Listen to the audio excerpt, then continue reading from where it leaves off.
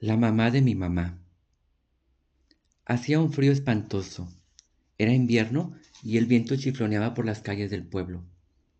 Mi abuela Dubiges siempre tuvo encendido el fogón de la estufa para calentar un poco la cocina, y ahí estuvimos nosotros, sentados al lado de la mesa, esperando a que cayeran el canasto las tortillas que preparaba en el comal. Había guisado unos frijolitos con asado de puerco. Era nuestra comida fuerte del día. No había de mucho que probar, pero lo poco que teníamos era delicioso. Mi abuela tiene 5 nietos. Yo soy el menor de todos. Recuerdo que mi padre salió de la casa abrigado hasta el cuello. Fue a ver cómo se encontraban los animales en el corral. Por suerte, ninguno había muerto de frío. Les dio de comer unas pencas de nopal chamuscadas con fuego para quemar sus espinas. Mi madre yacía dormida en su cama. Había enfermado de gripe y permanecía postrada sin poder hacer nada. Además, tenía una tos horrible. Ningún remedio que le hacía la abuela la curaba. En ese entonces yo tenía 6 años y recuerdo que mi madre se levantó un poco, caminó hasta donde nosotros estábamos, pero luego volvió a la cama.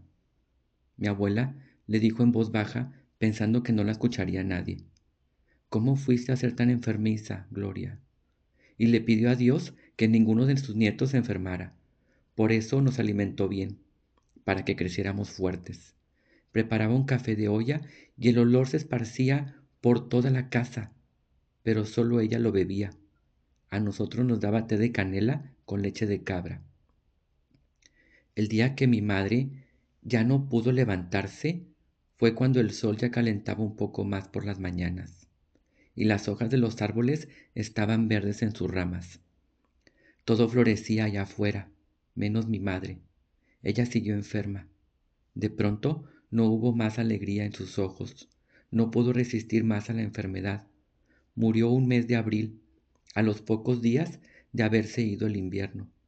La abuela nos vistió de negro y nos obligó a que rezáramos el rosario, porque así era como debíamos despedir a nuestra madre. Luego fuimos al sepultarla al panteón. Caminamos lentamente. En ese entonces no había coches. Unos hombres cargaron su ataúd. Regresamos por la tarde y la abuela lloraba porque su hija, o sea, mi madre, se había quedado allí solita. Aunque me decía que se había ido al cielo, yo no le creía, pues la vi que la dejaron en el pozo. ¿Cómo era posible que se hubiera ido al cielo?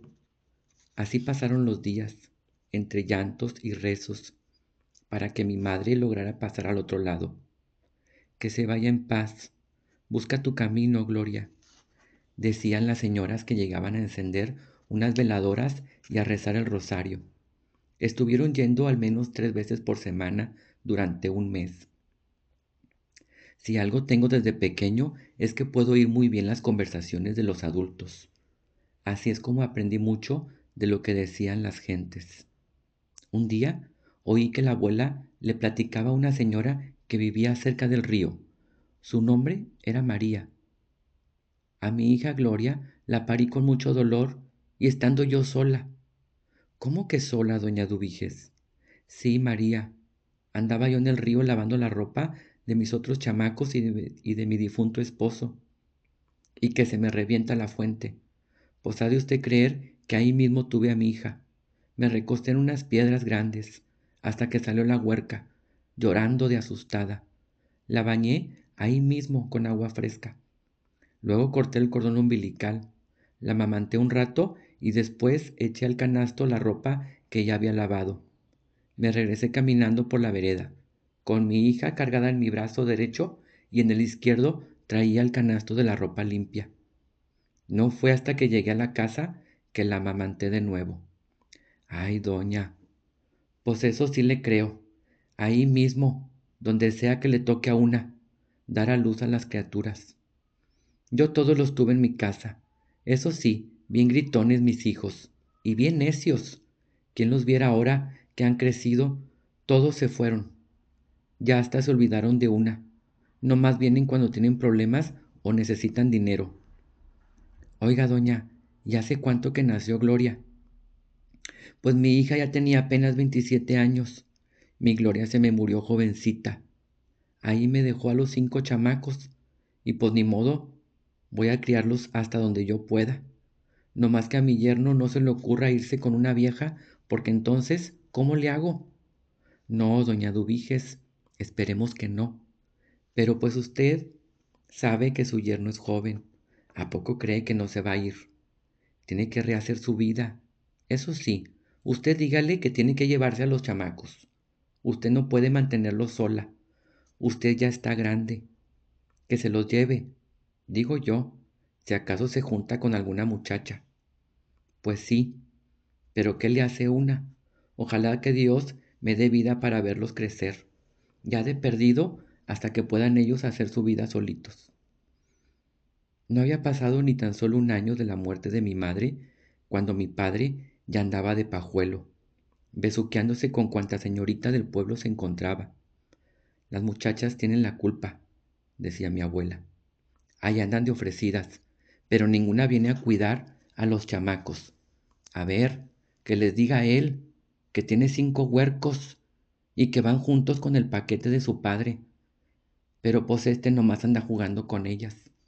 Y ellas también, que les encanta entrometerse, nomás haciéndose las interesadas. Luego, cuando llegó el otoño y las hojas cayeron de los árboles lentamente, una a una, mi padre desapareció. Se fue de un día para otro. Así nomás, solo nos dejó. En el pueblo anduvieron diciendo que se fugó con una chamaca, que se parecía mucho a mi mamá. Pero yo no les creía nada, porque ¿cómo era posible que hubiera por aquí cerca a alguien que se le pareciera a mi madre? Yo sé que la mamá de mi mamá, cuando estaba joven, se parecía a ella. Y lo sé porque lo vi en unas fotos que guardaba la abuela en una cajita de madera barnizada. Porque después no se parecía mucho. Mi abuela envejeció. Sus arrugas en el rostro la delataban. De mi padre no volvimos a saber nada. Se lo tragó la tierra. Nosotros nos criamos con la mamá de mi mamá. Muy a pesar de todas las carencias, ella siempre nos dio de comer. Crecimos ahí, en el pueblo. Lo bueno fue que cuando ya tuvimos edad para trabajar, entre mis hermanos y yo cuidamos de ella. Nunca le faltó nada a mi viejita. Ella vivió hasta los 80 años. Se nos fue un día de agosto, cuando la luna llena apareció en el cielo nocturno. Se quedó dormidita, sin despedirse de nadie. Se nos fue directo al cielo, allá junto a mamá. Un día, cuando también haya muerto, iré a verlas.